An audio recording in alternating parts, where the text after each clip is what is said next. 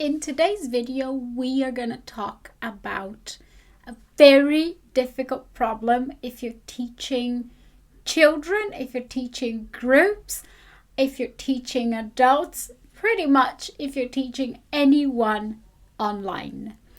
I want to show you a few very simple things you can do with your Zoom account so that your classroom management will be more effective and you will be more in control of your classroom and what your learners can and can't do.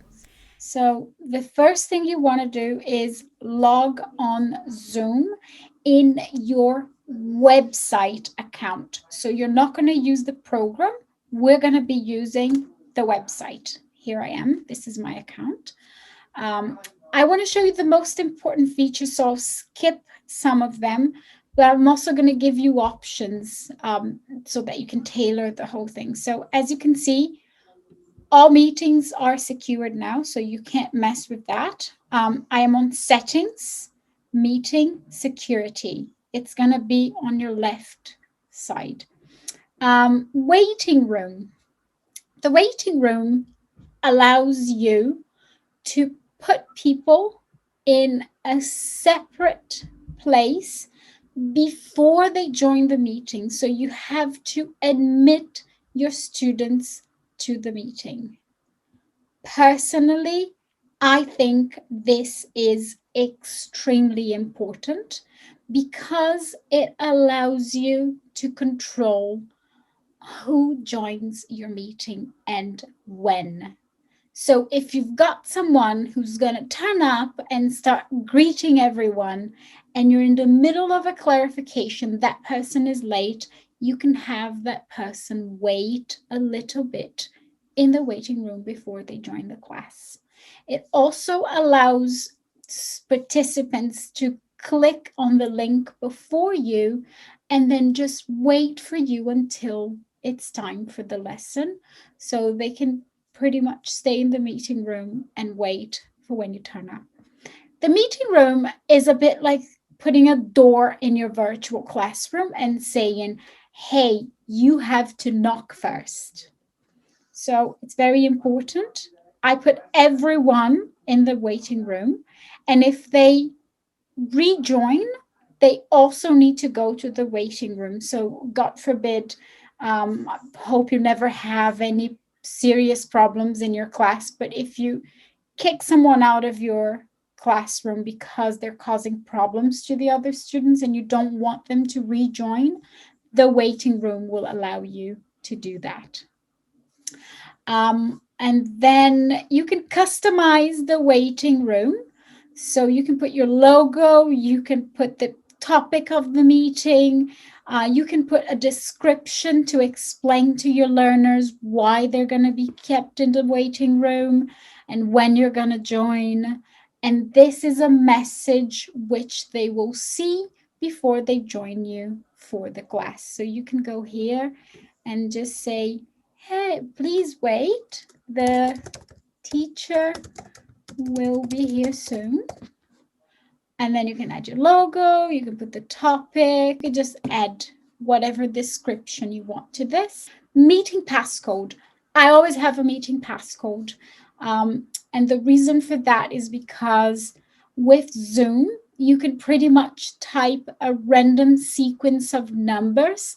And when you type that random sequence of numbers, you might just completely accidentally end up in someone's room. That's how we had all those Zoom meetings, which were gate crashed by people a while ago.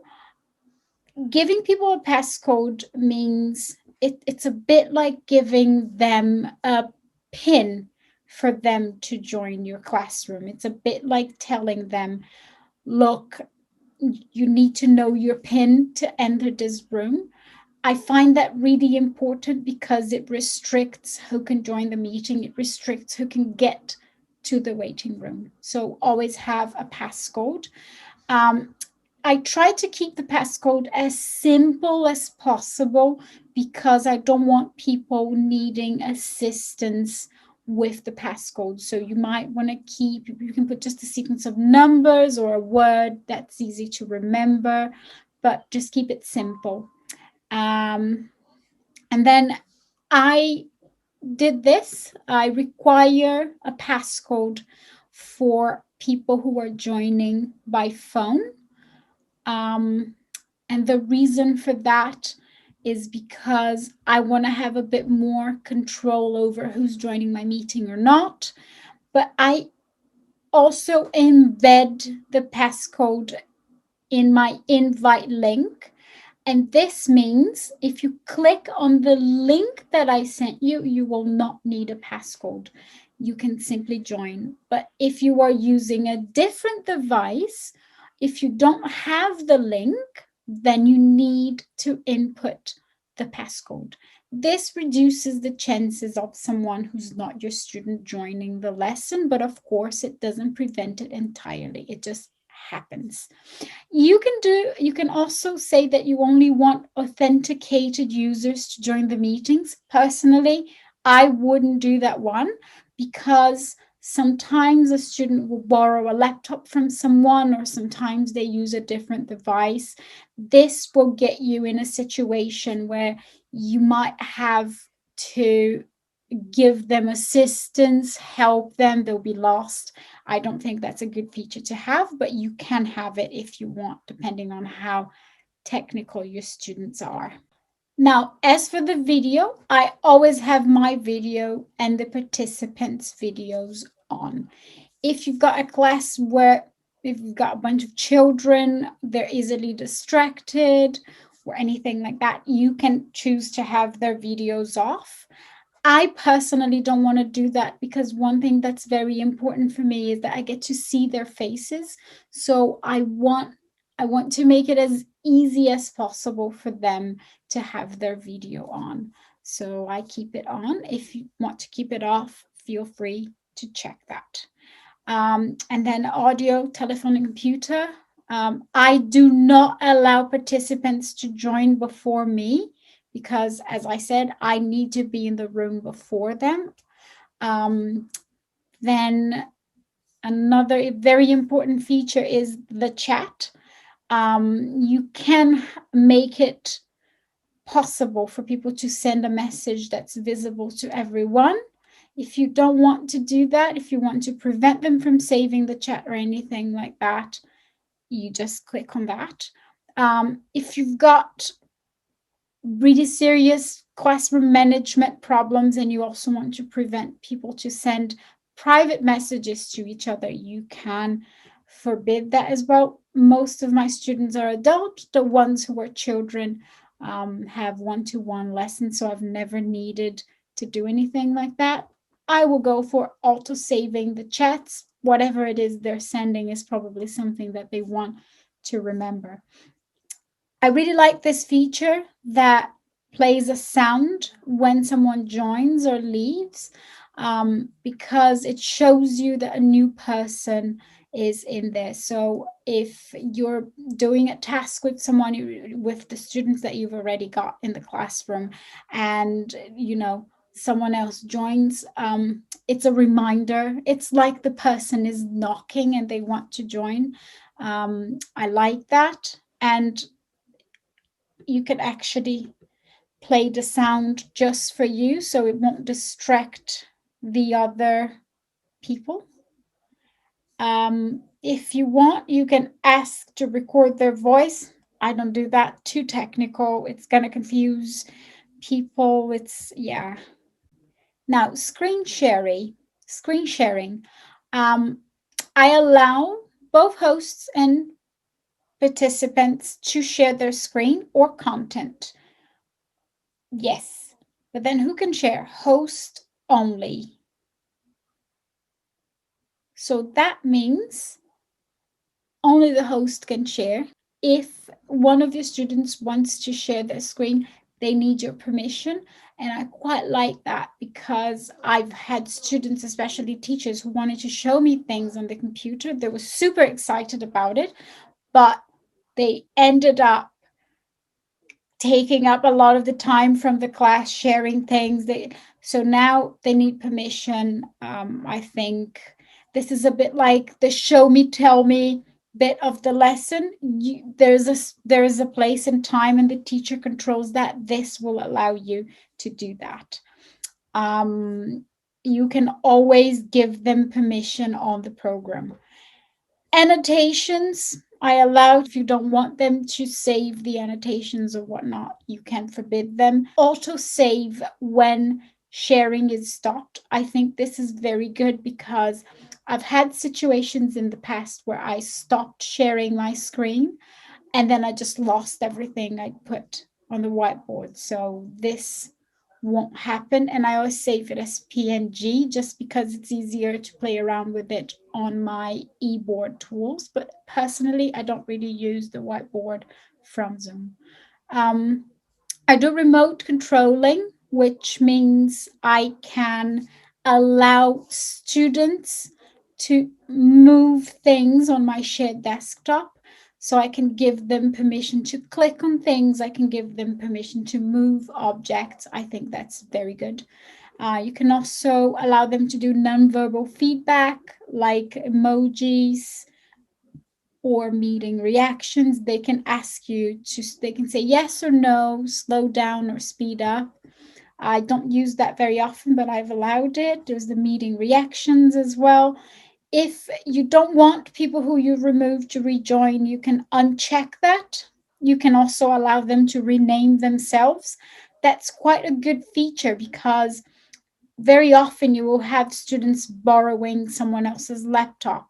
So you will have a female student of yours with her husband's computer and you've got someone else's name in there. So it's nice if they can change their name. I keep the pictures as well so that if they don't have their video on, we can see who the person is. So that's very good. Now, in meeting, the more advanced features. If you want, you can report participants to Zoom. I allow the breakout room, and it's a shame that you can't do both the breakout room and remote support. Because remote support allows you to fix things on the other person's computer. This is quite good if you've got a one-to-one student and you want to make sure everything is going to work. You can control their computer and do it, but you can't have both, unfortunately. The breakout room will allow you to separate your students into smaller groups. When they talk to each other, the others will not hear. You can jump from breakout room to breakout room and communicate with all of them. So this will allow you to do much more conversation in your lessons. I have closed captioning, never used it. And now here's a feature that is very debatable for me, which is the virtual background. Sometimes, especially children, start playing around with virtual backgrounds a lot. They want to put a photo of their dog or something that they find funny or anything like that. If you're finding it difficult to manage your classroom because students are putting stuff in their background, just uncheck that and there will not be a background anymore. But what I would do is I would tell them about my intention before doing it. And then you can do filters. You can identify the participants if you're doing a webinar. That's quite good as well.